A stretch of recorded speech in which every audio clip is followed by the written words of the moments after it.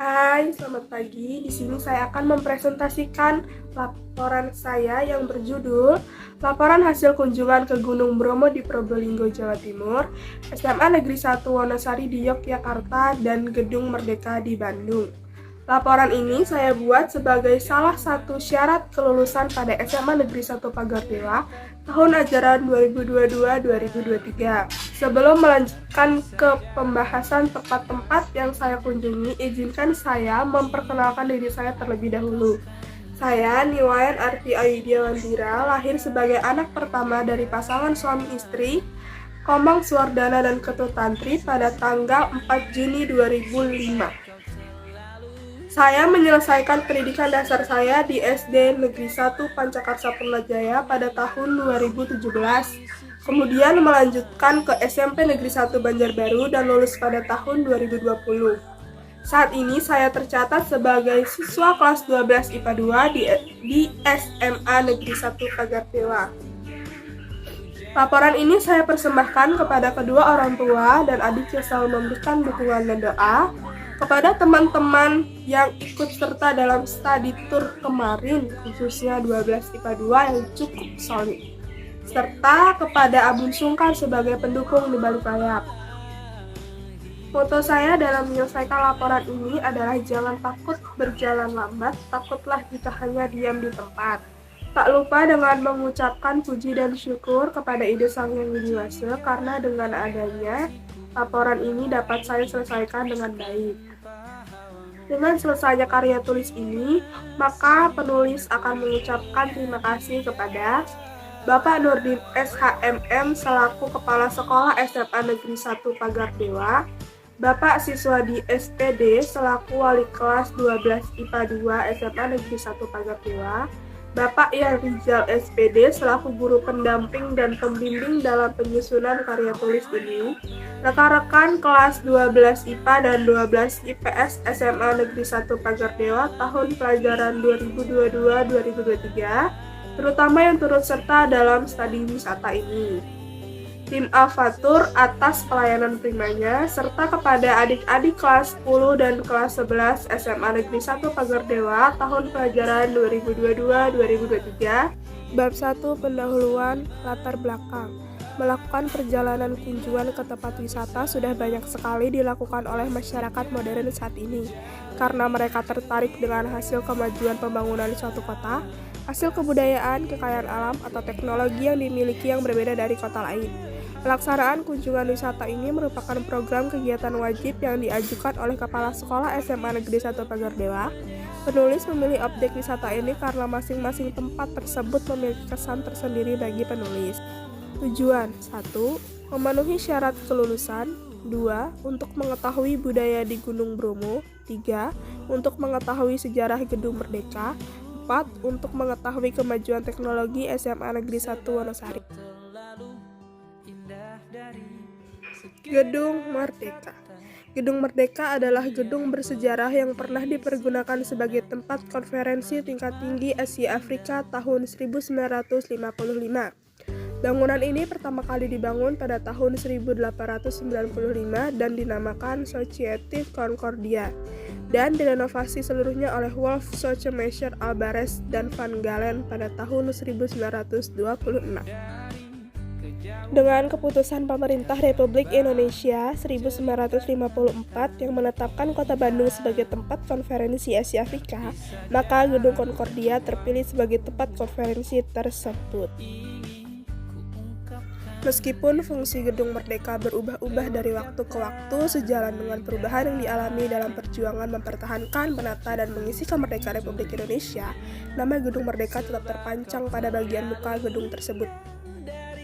SMA 1 Wonosari didirikan pada tahun 1962 oleh tokoh-tokoh pencinta pendidikan yang disponsori oleh guru-guru SPG Negeri Wonosari dan guru-guru SMP Negeri Wonosari. Untuk sementara waktu, tenaga tata usaha dicukupi oleh tata usaha SPG Negeri Wonosari dibantu oleh tata usaha tidak tetap dan juga tidak dibayar. Fasilitas di SMA 1 Wonosari, ruang kelas, ruang guru dan ruang kepala sekolah, lab, UKS, musola, perpustakaan, toilet, kantin, tempat parkir, dan sarana olahraga. Gunung Bromo. Gunung Bromo atau dalam bahasa Tengger dieja Brahma, juga disebut kaldera Tengger, adalah sebuah gunung berapi aktif di Jawa Timur Indonesia. Nama Bromo berasal dari nama dewa utama dalam agama Hindu Brahma. Selama abad 20 dan abad 21, Gunung Bromo telah meletus sebanyak beberapa kali dengan interval waktu yang teratur yaitu 30 tahun.